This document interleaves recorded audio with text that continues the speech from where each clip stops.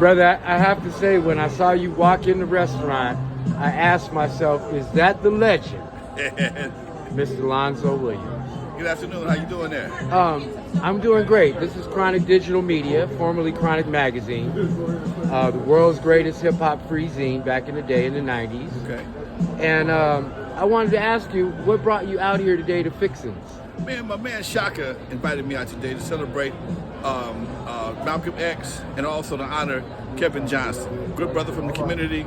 I had the good pleasure of going to his restaurant in Sacramento earlier this year, late last year, and to see what he had done in the community and to be a part of this is a great thing today, man. Now, for those that don't know, what is your background in the hip-hop culture?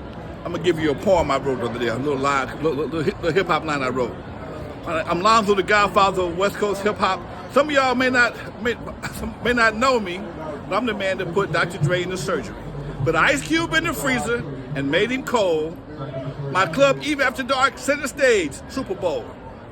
In the Straight Outta Compton, they made me as a hater of rap. Don't believe that Hollywood bullshit, because it was all cap.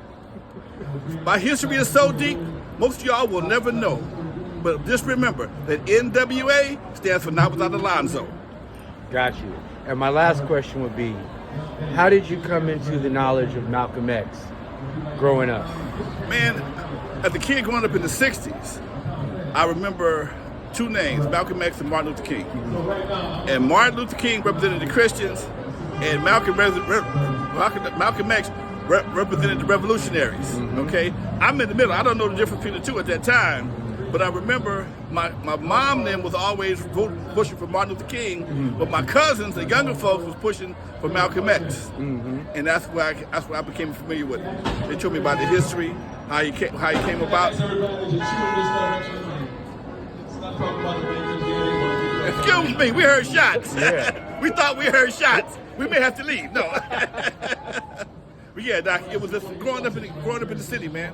He was always in the news. He was always, doing interviews, and it just became a part of my growing up.